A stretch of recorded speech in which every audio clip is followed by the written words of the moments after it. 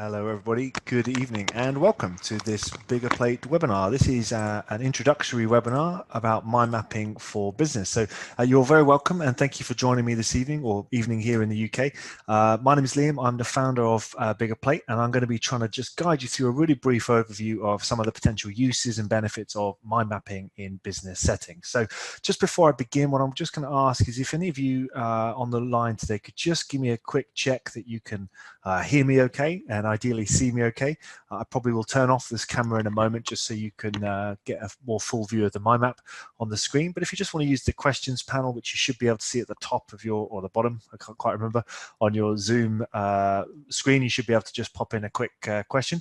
And I'd also really love to know where you're joining from today. So wherever you are in the world, it'd be lovely to know who's on the line and where you're joining from today. I can see a few names here that I don't recognize, so you're very welcome, and I hope I can share with you something useful today. So I've got a couple of things to go through. So I'm going to just start off, as you might expect, over here in the top right-hand side with a quick bit of welcome information. So as I said, my name's Liam. I'm the founder of Biggerplate. I had the idea for Biggerplate in 2006 when I was at university, and we launched in 2008. So we've been around a fair while, chipping away at our little mind mapping empire. If you have any questions or follow-up comments, feedback, or things you'd like to know, then please don't be shy about emailing me at liam@biggerplate.com. You can reach me and I'll do my best to get back to you. I'm not the fastest at replying to emails, but I'll try my best. In terms of Biggerplate, I know some of you on the call today may not be that familiar with us, but what we're sort of known for really is templates, tutorials, and training. So in terms of templates and tutorials, that kind of breaks down. We've got templates around mind mapping templates, thousands of mind maps shared by mind mappers from around the world and covering a huge range of different subjects, a lot of business content. Business is probably the biggest part of our kind of library. So huge number of templates that you can download and start to use yourself if you've got some mind mapping software on your computer. And if you're feeling proactive, you can also share your own mind map. So if you've maybe created a template or maybe a map about maybe a book summary, any of these kind of mind maps that we know people create, if you think that might be of interest to somebody else, then please feel free to share it on Biggerplate. It's a really great way to see how other people are using mind mapping software. We also have a huge range of tutorials and courses to try and help people understand how to make the most out of mind mapping tools and techniques. So we've got a lot of software tutorials and software courses and some really fantastic expert webinars with speakers from all over the world as part of our pro membership. So really well worth taking a look if you haven't already had a look at some of that. We also provide training and consulting services to organizations, both virtually and sort of in person. We provide training services, and we also provide sort of consulting services, and that's primarily around helping companies to develop templates for mind mapping that they can then fit into their existing processes. And that's really about helping them to sort of introduce and implement mind mapping a bit more effectively. It's not usually very successful to just give people a load of mind mapping software and wish them luck. What we've found over many years is that people really need help figuring out where this stuff fits with my work. And that's what we try and help organizations with by developing mind mapping templates, really simple processes that help them figure out how to just adopt that into their normal working lives without necessarily having to learn anything too tricky or new. So before I switch off the camera, quick final thing to say about this webinar. This is just an introductory sort of taster, a brief overview that I hope you'll find useful, particularly if you're totally new to the world of mind mapping and mind mapping software. I'm going to cover sort of three areas, and this is really sort of three areas we base our training around as well, that we think mind mapping can really help people in business settings, but also outside of business as well. And that is really with thinking, planning, and action. And we always would say it should be in that sequence. If you start planning without thinking, it's going to be a weaker plan. If you start acting without planning or thinking, it's going to be really weak action. So mind mapping can really help support each one of those three kind of processes, if you like.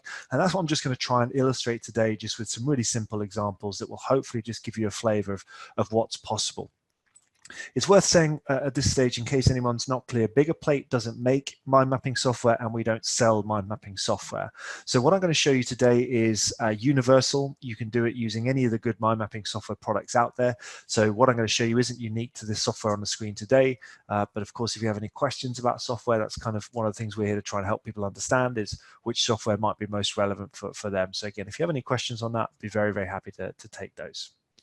So I'm just going to pause very quickly, check my questions if there's anything I need to see. A lot of people saying they can hear me fine. That's great. Thank you for letting me know.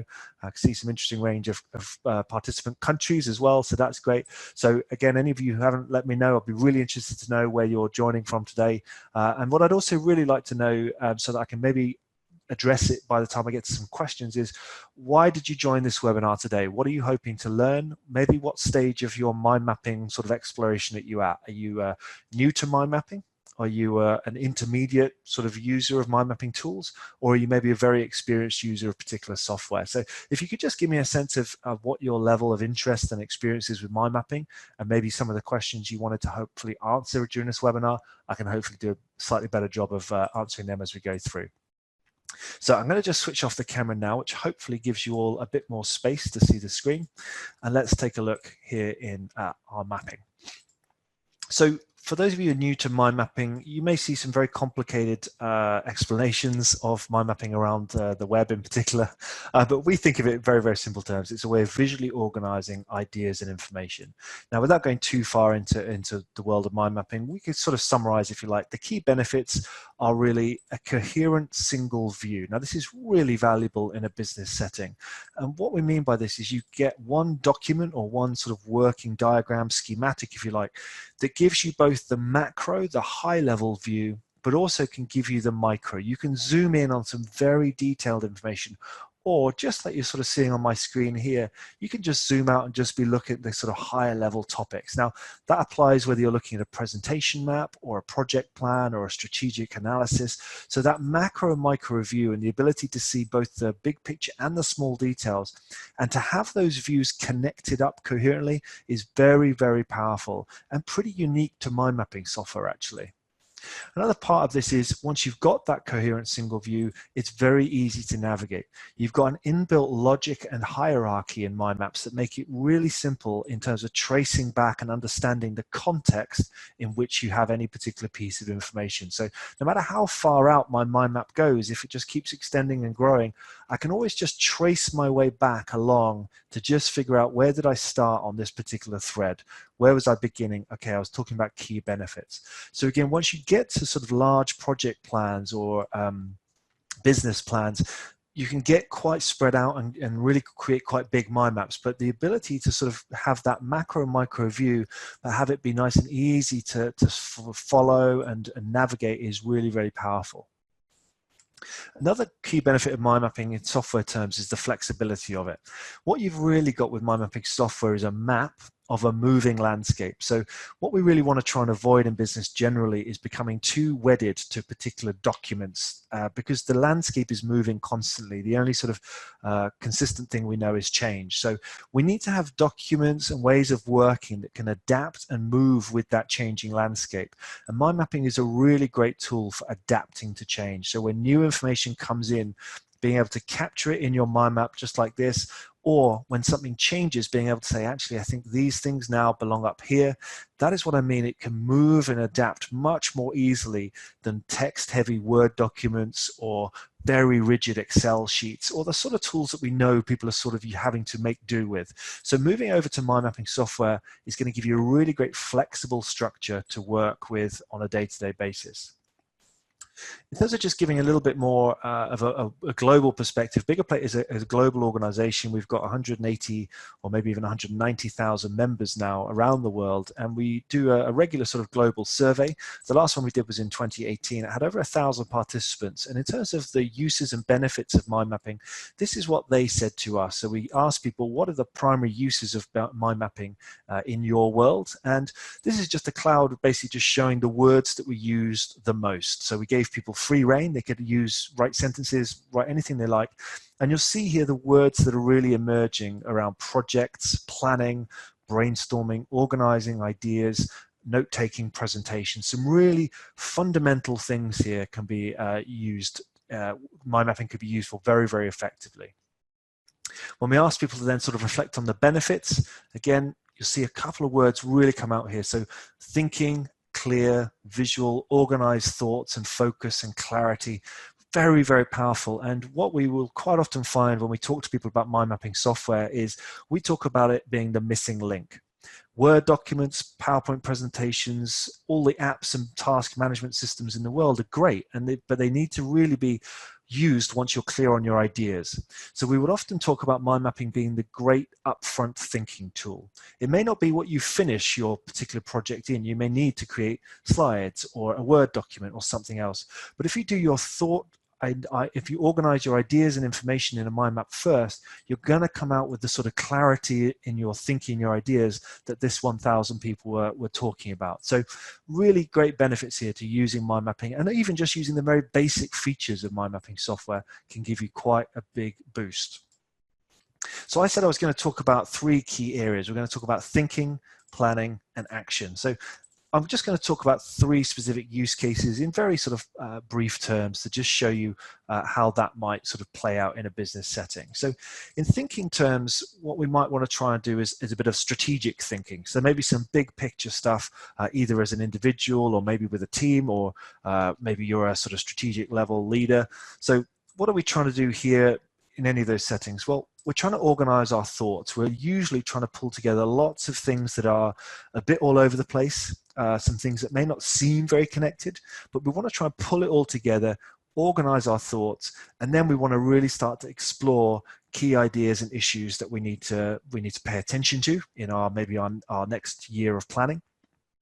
But importantly, what we're really trying to get to is the context for day-to-day decision-making and action. So if we can do some really good quality strategic thinking, or thinking in general, what that's really going to inform is our day-to-day decision-making, our day-to-day actions, our project planning, whatever it might be. So an example that we use quite often, and this is a sort of facilitated session that we run with clients quite often, is very, very simply using simple frameworks like a SWOT analysis. So why might you use a SWOT analysis? Well, it's really simple. It's very accessible.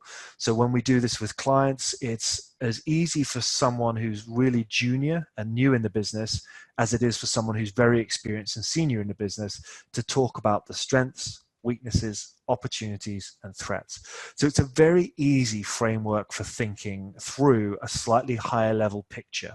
It helps people just get above their day-to-day working and think a little bit bigger, a little bit broader, and maybe a little bit more in that sort of strategic bracket. How do we do this? Well, we have a sort of 4-step process that we talk about for mind mapping. Again, this isn't a rigid structure. This is more just a prompt for thinking.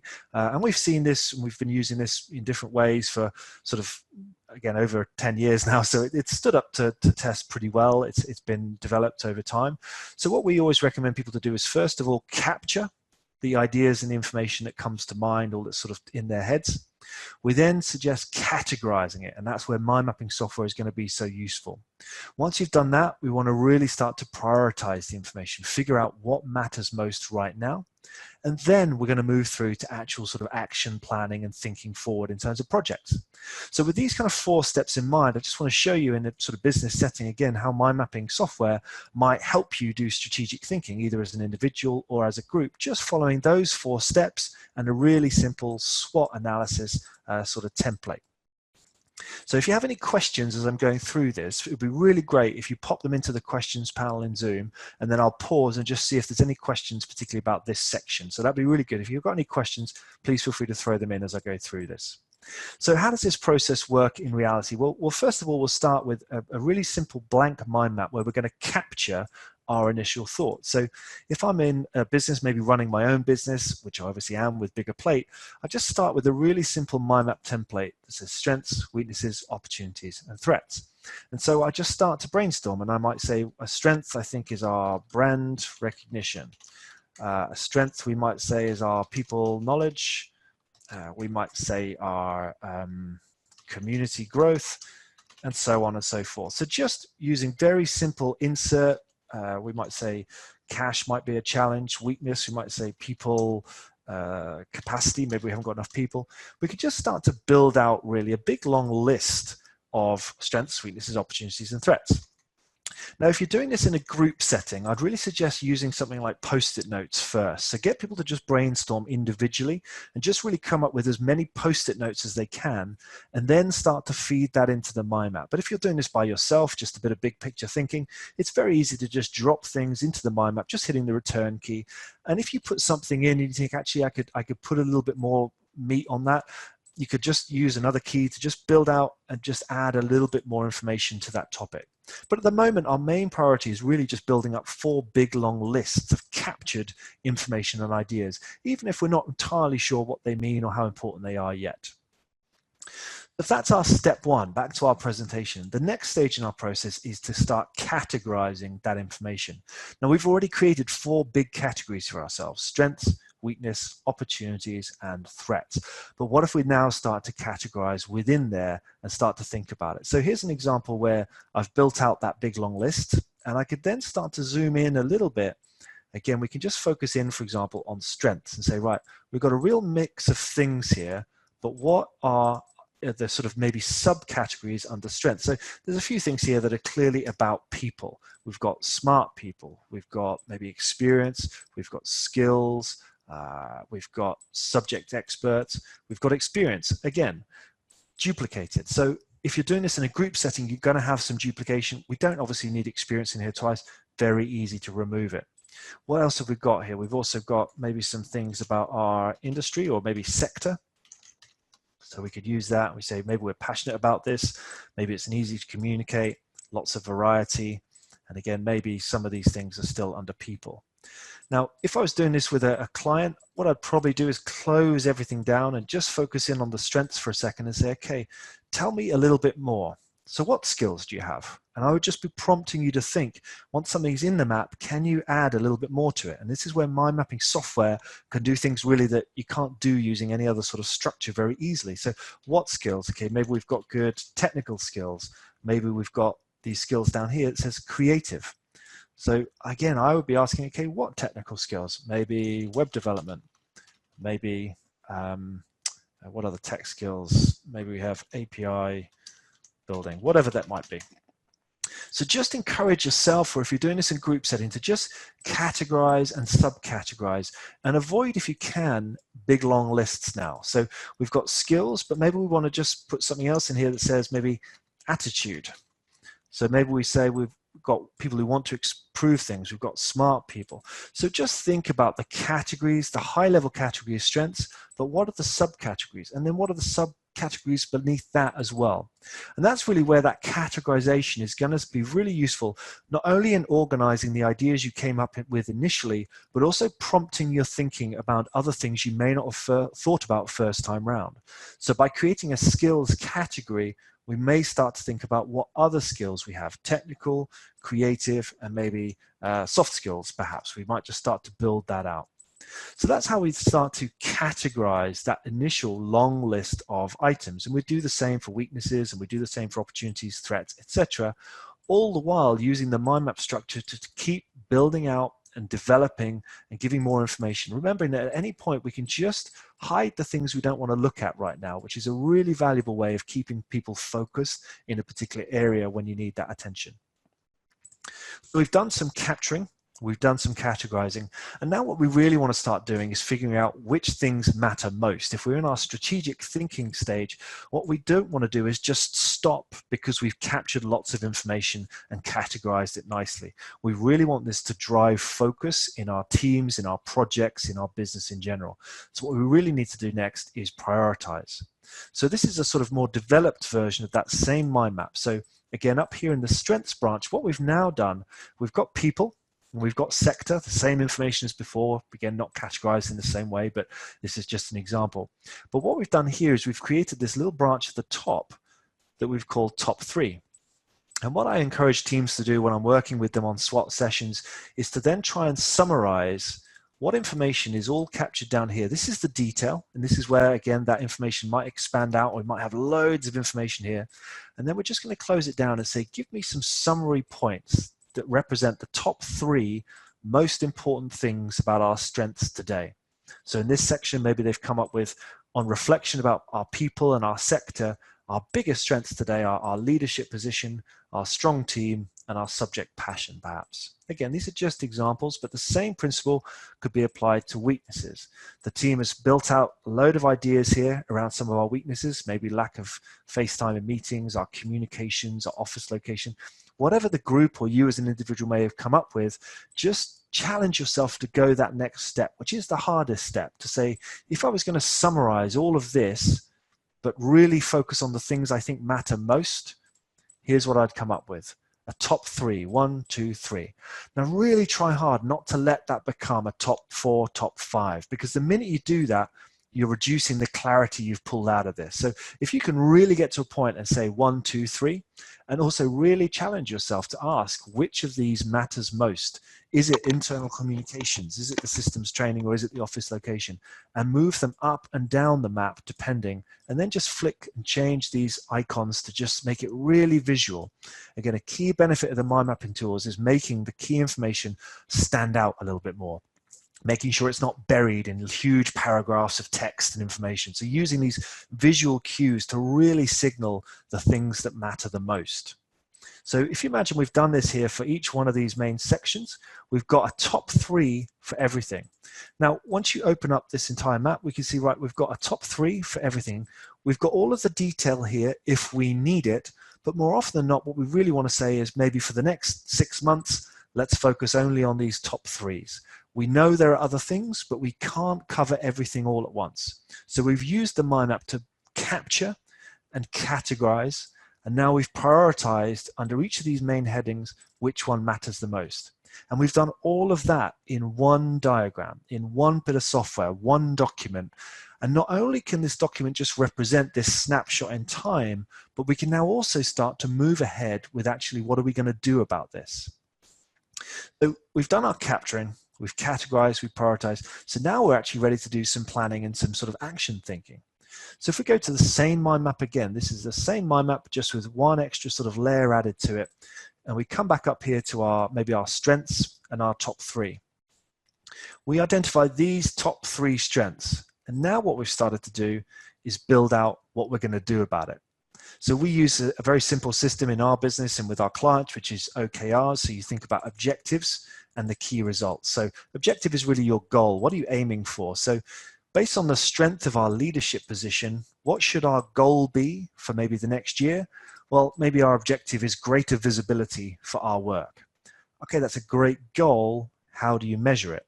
Well, that's where we start to think about slightly more measurable things under key results. So the goal is greater visibility for our work.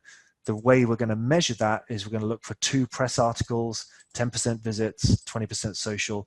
And again, all of this can be captured in the mind map. And we can also then start to track our progress as the year goes on.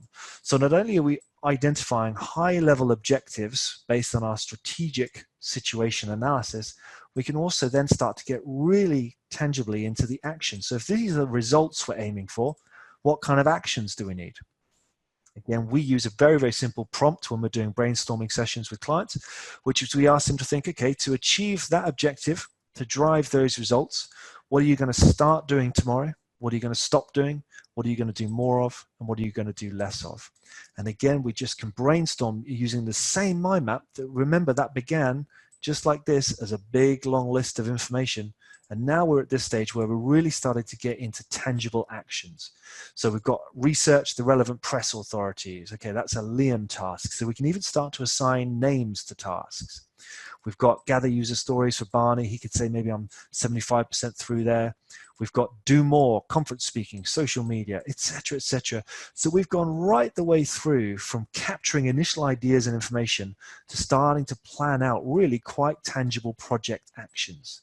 Now, if I open up this mind map in its entirety, it's rather big because we've captured a lot of information, we've done a lot with it. So at certain stages, you might just decide you don't actually want to do this, all of this in one map. You might break out some of these things to their own individual mind maps. But another great powerful function of good mind mapping software is the ability to just filter. So all of this information that we captured in the early stages in these kind of green boxes, we don't necessarily need to keep that visible when we're up here starting to plan out our actions. So what we can do is say to the software, can you just show me the items just with this green icon that we've used to mark our top 3? So I can come into here and I can say, show me everything with that little green arrow, and then just need to check. I think that's going to give me the right results. Importantly there, the software has hidden everything else. Now it's not deleted it, it's just hidden it. And now we can just focus in on these top 3s. So here's a great example of where mind mapping software can capture and develop and build out ideas, information, tasks, actions, priorities, all in one place. Now, whether you do that as an individual, as a team, I am yet to discover better ways of doing such complex and different things all in one place. So this is really where I think that power of the macro and micro picture is very, very powerful in mind mapping software.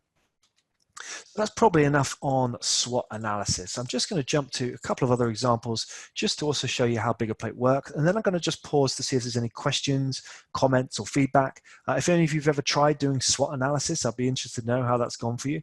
And then we'll move on. So other examples of sort of thinking tasks you might do in a business setting, maybe pestle analysis. So this is just a hyperlink in the software here. And if I open that up, that's going to take me over to biggerplate.com. And this is just an example of how Biggerplate works. I'm logged in up here as a free paying, non-paying member, and I've just found a mind map template here that I think is going to be useful. So I can select to download that. And again, all I need to have done is register on Biggerplate for free, and I can do this, download the map, and you'll see it's popped it open here. And then I've got the map, the file into my software, and I can go through the exact same process that we just did with SWOT. I can start to list out the political that are relevant for my business, the economic factors, the social, go through that same process, capture, then start to categorize, then start to prioritize, and then begin the planning of what you can do about things. So really simple ways of pulling down templates from Biggerplate. Other templates include ones very specifically designed for strategic planning. This one is a little bit more question-led. So again, I've just gone to biggerplate.com, found a template I like. I can download that, open it up, and again, you'll see what we've got here is a really great set of questions to start prompting our brainstorming, our thinking. Who needs to be involved? So we can just start to brainstorm the names. What must the plan include? Okay, we start to build that out. So really simple templates with mind mapping software can take you a very long way. Really simple, whether it's a very quick strengths, weaknesses, opportunities, threats, or a more sort of question-led, slightly more wordy approach, you can get a long way with a pretty basic template with your strategic thinking.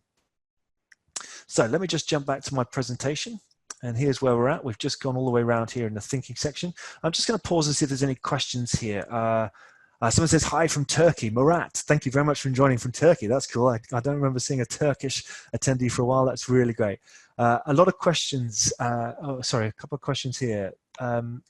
Al, thank you very much for this one. So let me just have a look at this, where we're up to. So Al says, I spend a lot of time producing mind maps and then they seem to get lost. How do you organize your mind maps to make sure you haven't wasted your time? That's a really interesting question, Al. So my answer would be to link them together somehow. And I'm slightly scared of jumping off on too big a tangent here. So Al, if you want to pick up with me, I can sort of try and talk to you about this distinctly, but I'll try and answer really, really quickly, which is in the same way in this presentation mind map. We've got here strategic thinking, and then I had these little links here. These are going off to other files. Now they could be going to Word documents, they could be going to PowerPoint slides, they could be going to websites like they do down here. But the way I tend to think of it is perhaps if I did the big level SWOT analysis like this, and then maybe once I get over into this kind of project planning area, maybe we create a project around press research. What I would want to do is link the maps together. So if I've done a different mind map, which is all my research about the press, to your point, I don't want to lose that. So what I want to do is make sure it's kind of connected to something else. Now, obviously, you need to put it in a good file folder storage system in the first place. So that's not something I can help you with. But what we can do here is start to use the mind map to kind of connect our information together. So if, for example, I had, what have I got? Let's say I've done some stakeholder analysis using something else. And let's say that's a mind map document instead. I've now started to just connect these documents up. So, and I'd sort of do it in the reverse as well. So like this SWOT mind map, this links back to my presentation just using this little icon here.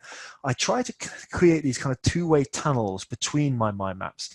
And that's really useful for a number of reasons. But one of the reasons is when mind maps start to get quite big, sometimes you just want to take a whole chunk of it and put it into a new one so it doesn't overwhelm the original mind map.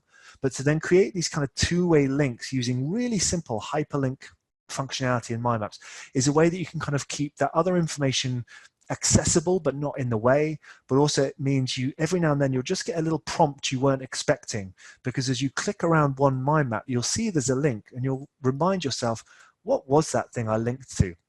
So you'll get these little kind of serendipitous, coincidental moments where you stumble across a link and then you'll follow it and realize maybe, oh, actually, that was a really good bit of research I did. And you've just, because of the structure of mind maps, you found something maybe you weren't expecting, but it's always going to be in relevant context because of where it's located in the mind map. That's a long answer to your question, Al, which I hope is just food for thought, if not a particularly specific answer. But if you have any questions specifically around that, I'll be very happy to try and to answer that as well. Great question here. Paul, thank you. Paul says, I'm reading Tony Buzan's last book, and he says, images very important for impact and memory. This is a really great question, Paul, and is an important one because I disagree with that a little bit. I can't really speak to whether images help your memory around things. What I can speak to is many, many years now of introducing mind mapping in business context. That's really where Biggerplate is focused. We don't do too much in education, although we're trying to. So our experience is very much on the coalface, really, with people trying to use these tools in practical day-to-day sessions to get work done. More often than not, they're not trying to necessarily memorize things. They're trying to externalize information and make sense of it. I'm not sure images play a huge role in that. So I'm not sure, for example, the images in this mind map on the screen right now, I'm not sure they're really going to help any of you to remember the content particularly. What they do help to do is make it a little bit more visually engaging. So yeah, I think images in that sense can be useful.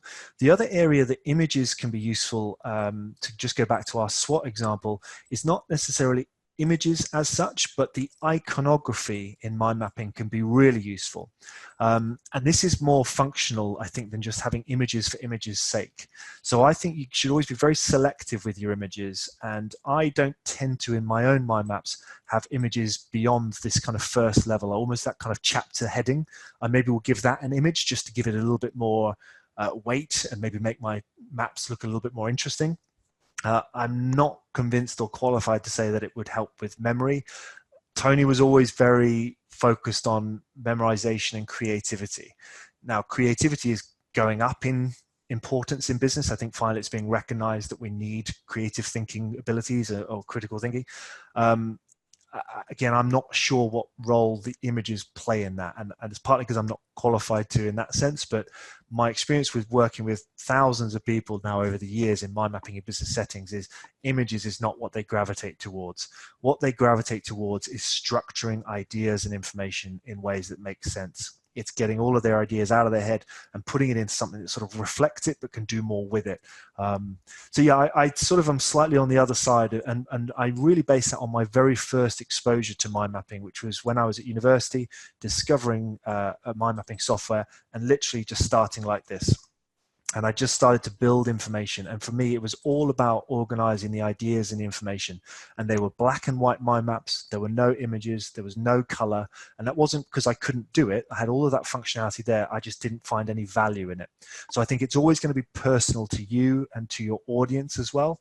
I always advise people in business settings to think about what is going to be boardroom friendly. So I think mind maps with lots of clip art and imagery are going to get a different reception in certain business contexts than mind maps that are maybe a little bit sharper, simpler, and sort of just selective, I guess, with the images. So I hope, Paul, that gives, again, it's a very long answer to your question, but it's a question we get asked a lot about, particularly when people have read the Buzan books, which are sort of gearing to, I think, a pretty slim use case for mind mapping. It's not quite so many use cases for what Tony talks about that I've experienced over the years. I hope that answers it okay. So I think that's all the questions for the moment, but really great questions, and thank you very much. That's really useful for me at 6:30 in the evening to have my brain prompted a little bit. So I'm just going to switch off the camera and then go back into the presentation. And these last couple of sections are hopefully just be a little bit quicker to get through, so I can mop up any other questions you have as we go through. So we've done some thinking. Now, again, I try to do this kind of structure because this is what we work through with companies when we work with them, or organizations. We work with federal government in the US, for example. But the process is the same. We want people to think before they plan and they act. And then when you get to planning, you want to be able to plan coherently. So let's think about planning. And again, whether this is group or individual, the goals are the same. We want to normally kind of capture the requirements of our plan or the objectives. Ideally, we want something here that's going to help us to do collaborative planning. So maybe working with other people. And then we want something that's going to help us manage and monitor our progress along that plan. Now, remember, we're really trying to create plans here that are flexible and adaptable. The famous sort of line, which I think is a Roosevelt quote, was, plans are useless, but planning is invaluable. So the process of planning is really valuable, but a really rigid plan can go out the window the first time it meets reality. So we really want to use mind mapping software to help us adapt to that moving landscape. Mike Tyson's version of that quote, by the way, is everyone's got a plan until they get punched in the face. And I quite like that version as well. So here's an example of how you might start to use mind mapping for project planning. So I'm just taking, again, a really universal example here, an event plan. So I'm just going to click this link. Again, this is just going to pop open a page on Biggerplate. And just with my free Biggerplate membership, I've found a template for event planning that's going to help me save some time or prompt my thinking. I can hit to download that. It's going to pull it onto my computer. Obviously, I'm going to need to have some mind mapping software that can work with that document, but hopefully those of you who are a bit less familiar with mind mapping a Biggerplate can just start to see how that's working. So here's an example there of someone else has done a bit of the thinking for you. They've given you some really great prompts for your project. So their event planning template, key information, logistics, guest list, program, publicity, budget. Great, we've got some starting points. Now there may be things on here that are missing or that we might think of that this person didn't, or things that are unique to our event that maybe this didn't have. But this is a great starting point to start building out our project plan. And this is where, again, you can start to just build out your information. So let's say you start your project by thinking about the location. So maybe what we've got to do first is come up with a venue shortlist. And maybe one of us, maybe Liam, gets tasked with that. So we can start to use some of this functionality. And again, this will look different depending on which software you're using, but the principle is the same. So let's say venue shortlist is the Liam task. And Liam goes away and finds maybe venue 1, venue 2, venue 3. Now, this is a really simple example, but you imagine little actions like this are going to be replicated throughout this mind map, confirming attendees, sending invites, etc. But just to take this very simple example here, if Liam is in charge of the venue shortlist, or maybe Liam has to do it in collaboration with someone else. So what we're actually going to say is Liam is going to look into venue 1 and venue 2, and Graham is going to look into venue 3. And what do we want to know? Maybe we want to know cost, we want to know available, and maybe some other bits and pieces. But in this one section of the mind map, what we can start to do is build up quite a lot of extra information. So firstly, we might just save a little web link to the venue we find. So let's say, for example, who's in the news recently? Well, our royal family is always in the news. So let's say we're going to host our event at Windsor Castle. There's a Windsor Castle link. So maybe I've found a page on here that's particularly relevant for my event. Yeah, try and make me book stuff. So maybe I've found a page that maybe says practical information. Oh, that's not very helpful. Maps and none of these. This is a good site, but let's just take the headline website. So we take the website, we come back to our project map, and I just say, add this as a hyperlink.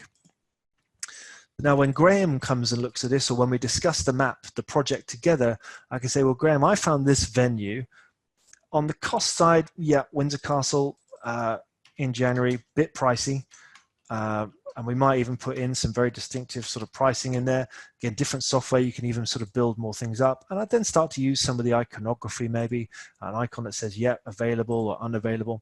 So you see, we really start to build up very quick project information. Now, if you're trying to manage super complex mega projects, mind mapping software is probably not going to be what you're going to be able to use the whole way through.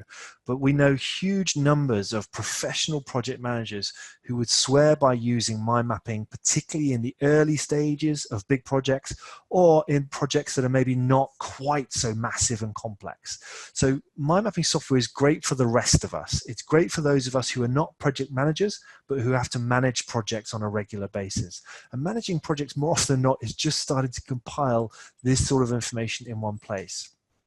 Using functionality, for example, also like the notes feature that again is in most good mind mapping software, we can add lots of extra info just beneath the surface. And this is where we can capture lots of extra information, but still we're dealing with a relatively lightweight surface of information. So using the notes, and we can have notes on any one of these topics, and it means we can build out huge parts of information in one place. I will quite often use the notes feature, for example, to maybe let's go back to our Windsor Castle example. I might just copy that summary information and just put that into my mind map. So my project plan, venue 1, if you want to know the basics, you don't even need to go to the website, it's right here. And I can hover over that and it tells me Windsor Castle is the oldest and largest occupied castle in the world. Isn't that impressive? Opened in the 11th century. So using very, very simple features in all good mind mapping software, we can build out this information, and importantly, we've got the structure here to start moving things around, to build out the information. And as information changes, we can adapt with it. So we've got really strong project flexibility here to follow how the realities play out. Other examples, those of you who are maybe a bit more in the project management space would recognize things like a work breakdown structure.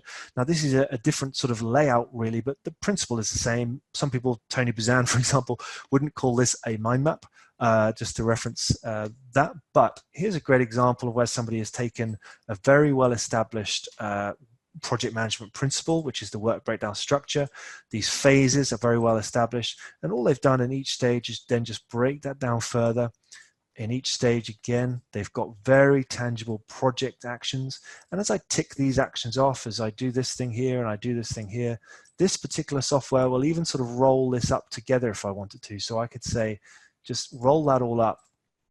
So as I tick off the tasks below, that main task then gets ticked off, and likewise and so forth. So using really simple templates, many of which you can obviously get from biggerplate.com for free, you can really start to manage your projects in a much more visual way.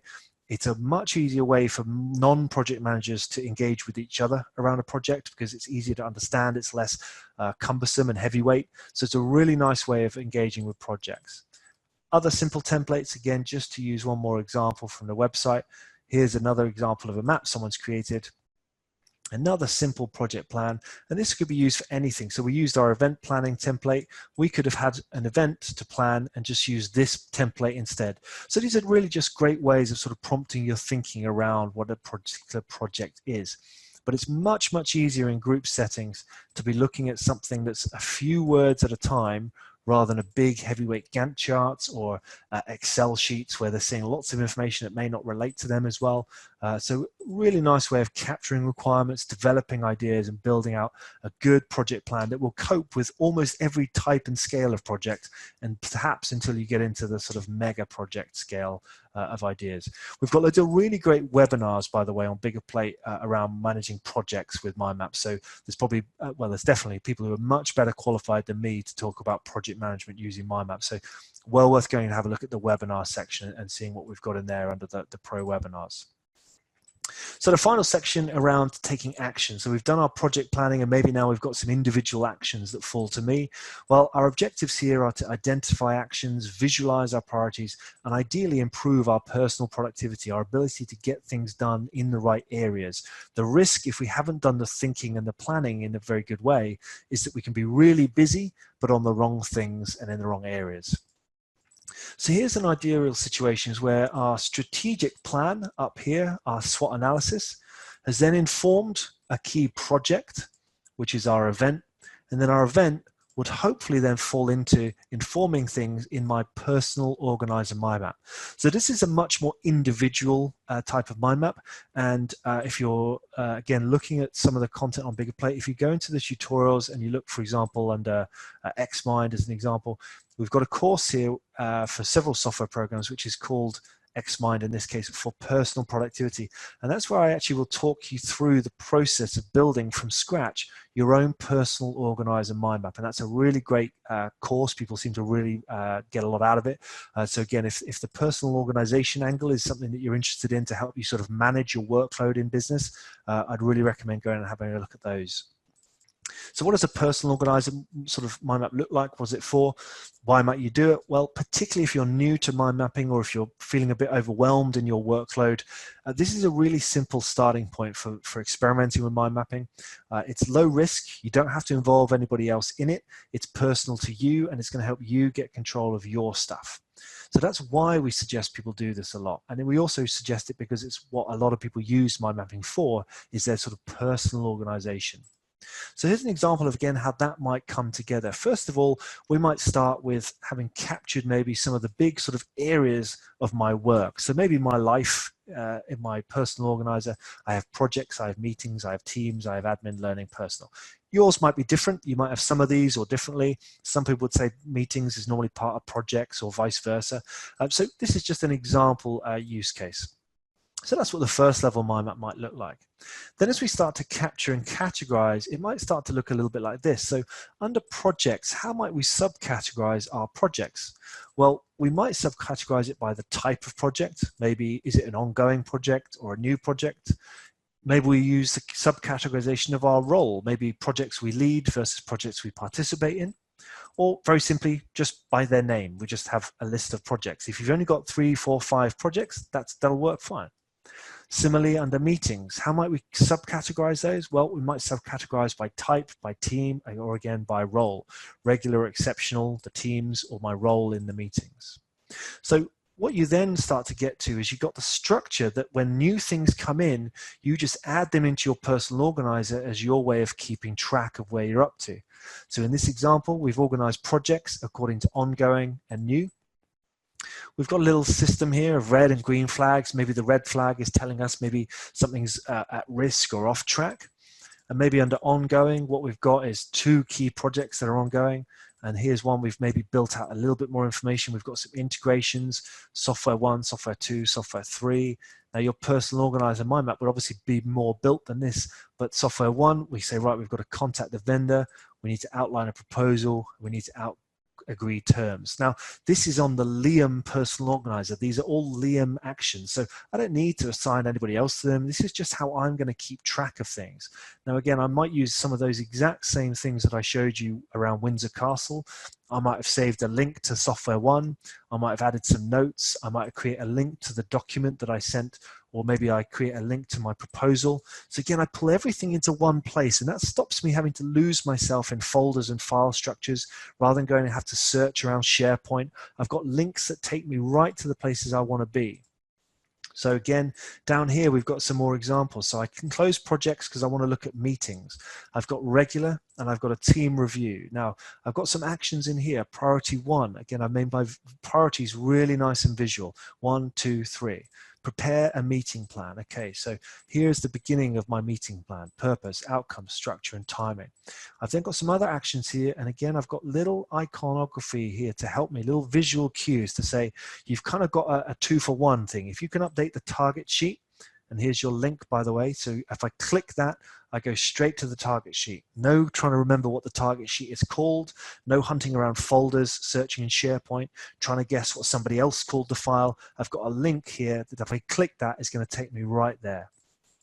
So a really simple way, and this is really a sort of a mind map of to-do lists, really. It's just a to-do list broken down into several smaller, more manageable and contextualized to-do lists. And if you go and have a look again at those pro tutorial courses, these ones in particular, you'll see that's really all I just will show you how to do using whatever software you're using.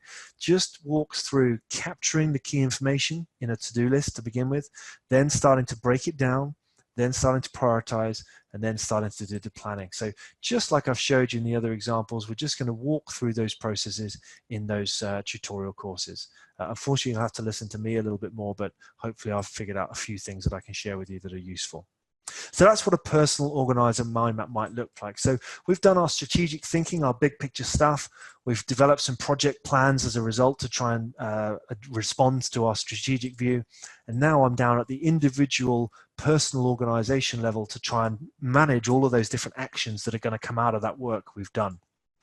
And that's really the sort of tiered view that I see being put to use well in businesses now. Is they're using it for sort of strategic level thinking in groups and teams. They're planning projects either individually or in groups and teams. And then individuals are using mind mapping to stay on top of their own personal workload. So again, a couple of other examples from the website that you can go and download and play around with. Here's another example where somebody's created a different way of organizing, personal organizer mind map. Again, I can open that up. And for me, I find this a bit overwhelming, but it just shows you the sort of range of things that you could, in theory, put into your mind map, your work projects, your personal projects, etc., etc. Now, this again is just a template. You can get rid of the bits you don't like or don't think you're going to use. You can add bits that you think you will use. So really just another prompt for your thinking around how you might use this stuff for personal organization. So just having a look at the time, I think that's probably about right for me to just pause. I've opened up too many maps here, so I'm getting a little bit lost in my screen. I can't seem to get to my original. So let's do that. There we go.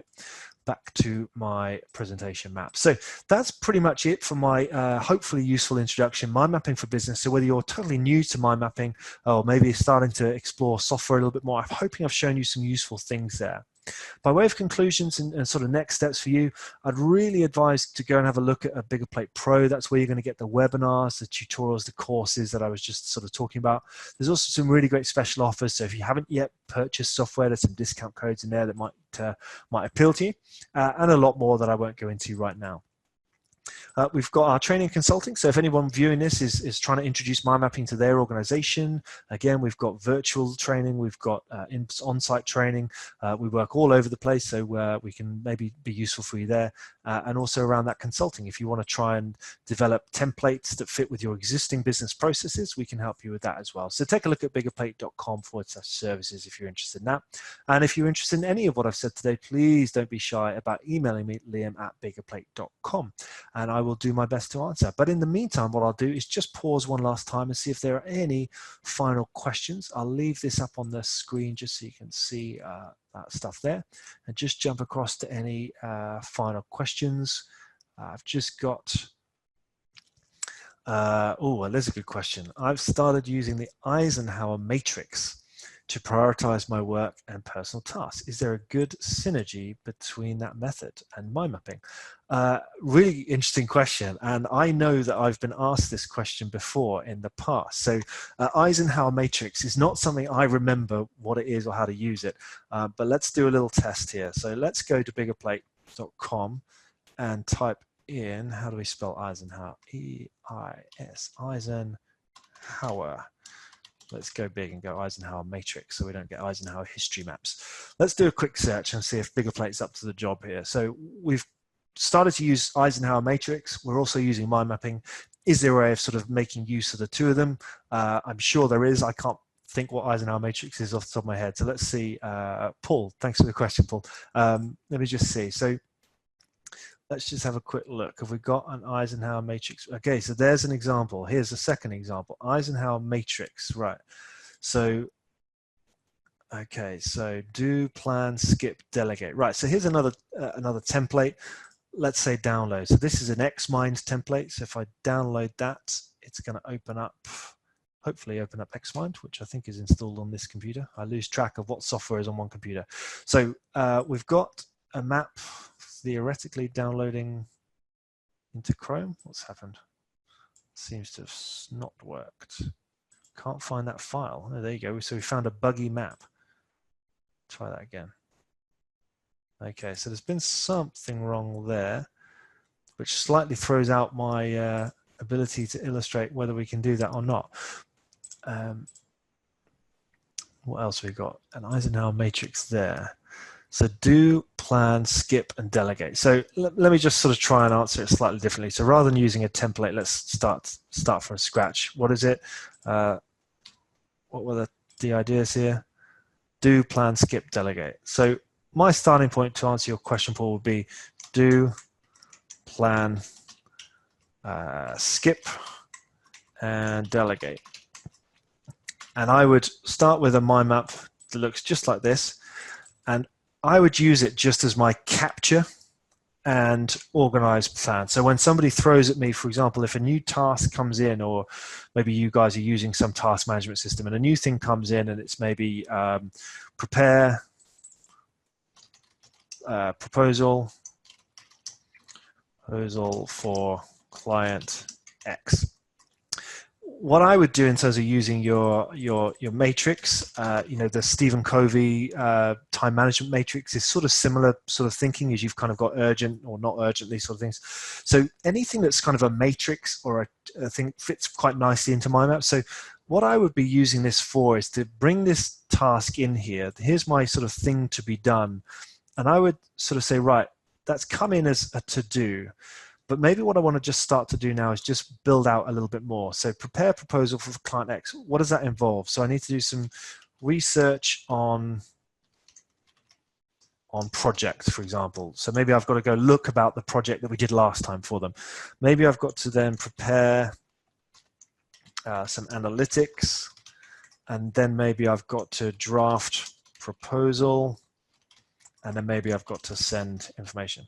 So when the first headline comes in, prepare proposal for client X, your natural inclination might be to just start. But actually, when you put it into your mind map and you start to break it down a little bit, you might realize that actually this first part of the task, actually, that belongs to Liam, and that belongs to Liam. So we can put Liam on those. Ooh, sorry about that.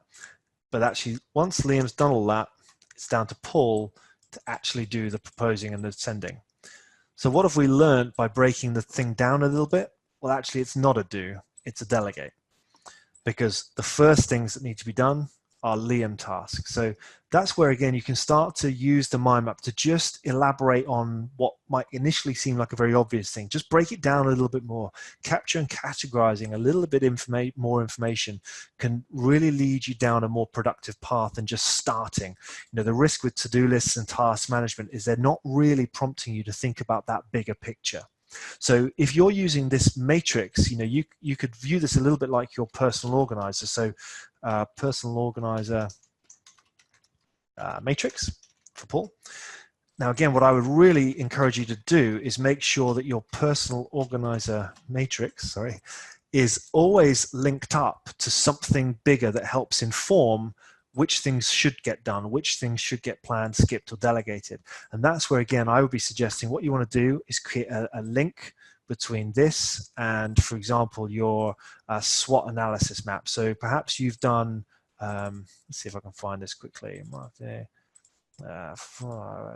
Business SWOT version 4, maybe we've got that. So let's just try and always have that link between our individual. So if Paul is using the personal organizer matrix or the Eisenhower Matrix, Liam is using Kanban, Dave is using Covey's matrix, we've all got our own individual organization methods, but we all really want it to be informed by the next level up. So that's where, again, we want to have this really strong link going between our strategic view and our individual view. So it's a long answer, as always is my way, to your question, Paul. I hope it's useful, but the key answer is yes. Eisenhower Matrix into a mind map, I can see already how that would start to work. It's then about the sort of process that you overlay onto your mind map template to make it efficient and not cumbersome. One of the questions I would imagine getting if I was showing people this expression, because I get asked a lot in the personal organizer, what about when a task is done? So what we don't really want are mind maps where we've got thousands of just completed tasks just sort of building up and accumulating. So again, under each of these headings, you might have sort of active and archive as an example. So maybe when some things are done, and maybe when you tick off the whole prepare proposal thing, that can go into archive. And in other things, you'll have certain things that are sort of active.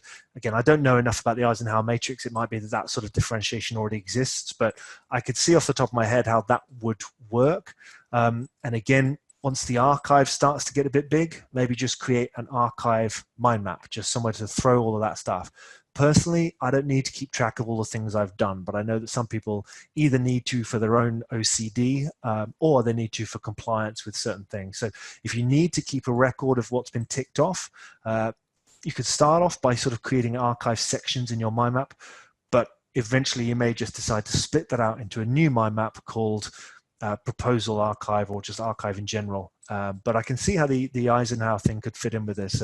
But yeah, I'll try and look a little bit more into it, because it looks like it would be quite a natural fit with mind mapping. I think I answered that. Hopefully I answered that, Paul. Sorry, that was a very elaborate answer to your question. There are templates on Biggerplate. One of them is clearly broken, but I'll have a look into this, and maybe I could spin up some templates as well to try and be useful.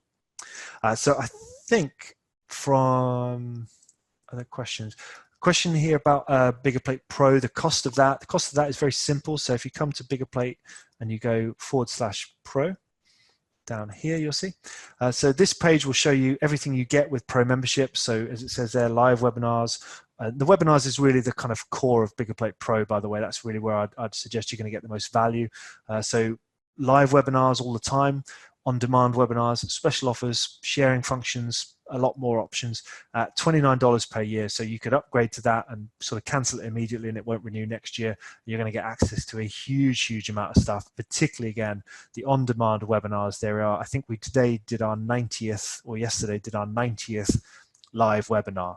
And that's with guest speakers from all over the mind mapping world, covering a huge range of topics. So if you're not already a Pro member and you really want to sort of up your game and your understanding in terms of mind mapping, that's really where I would be investing my New Year's resolution dollars. But obviously I'm biased. So $29.99 per year to answer the original question about the cost of Pro. Any other questions? I can see. Where are we based? Biggerplate is based in the UK. So today I'm in our Oxford office, but I live and work in London, in southwest London. But we work all over the place. I spend a lot of time in the US, particularly in Atlanta, where we work with the Center for Disease Control, which is the US federal government agency, and we deliver a lot of work for lots of organizations, virtually and in person, all over the place. So as long as it's English language, I'm not a great linguist, so as long as it's English language, we can do it. Although recently I did run a session that was translated into Spanish, that was in Colombia. So yeah, we're all over the place. So wherever you are, if you need help, we can help.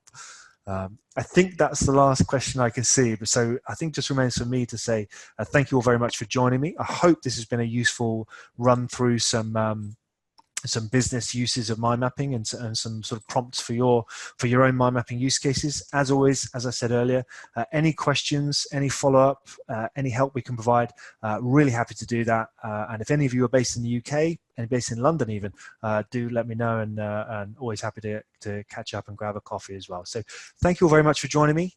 Take care, and happy mapping.